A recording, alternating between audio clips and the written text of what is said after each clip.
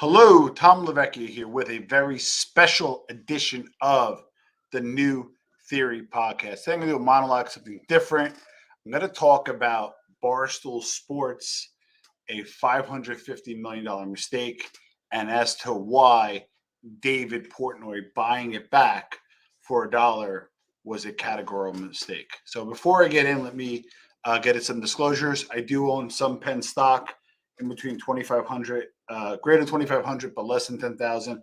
So I do have a smaller position in Penn stock. This is not investment advice, nor am I giving any investment advice.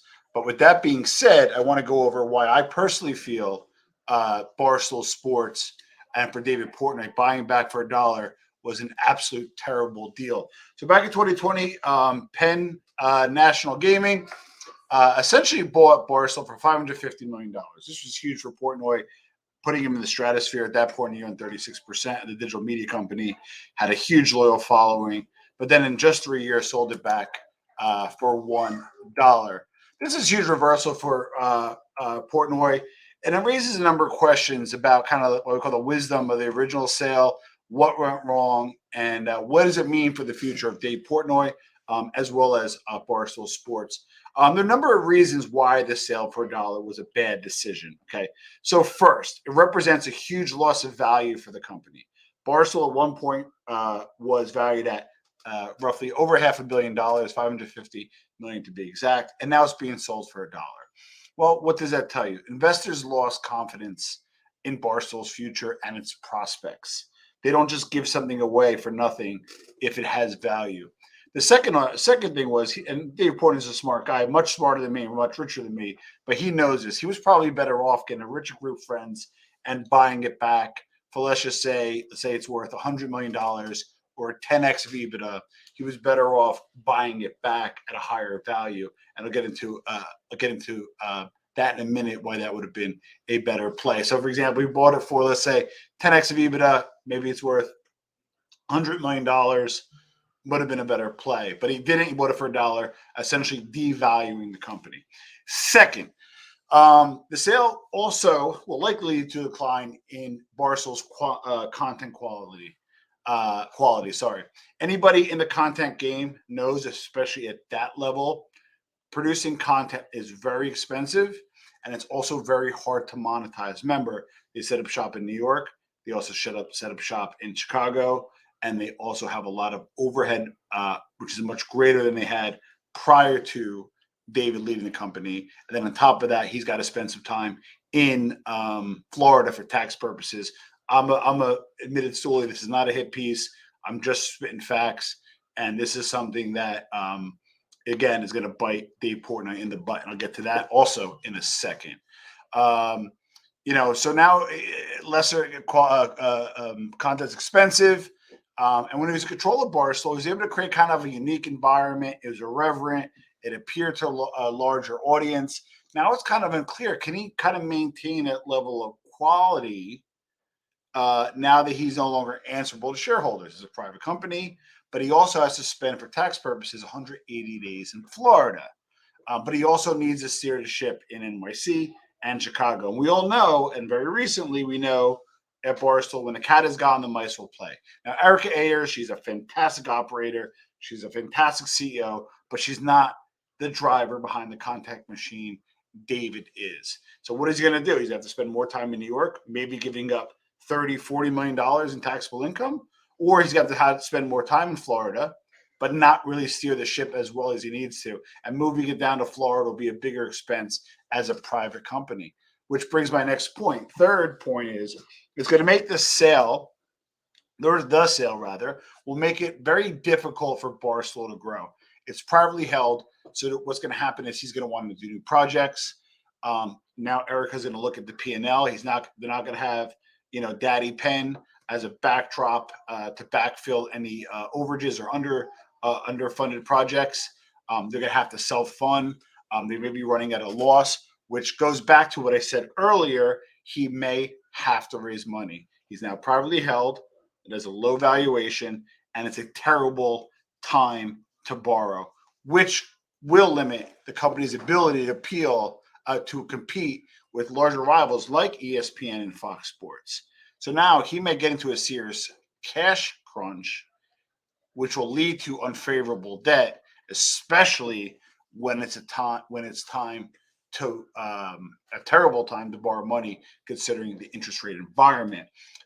People may say, well, he's rich. He's going to dump his money back into it. Yes, he's going to get a windfall. He's going to have a watershed moment. He's going to pay 50% in taxes, but then he's going to have to put that money back in. That's what I'm saying. He didn't buy it for $1.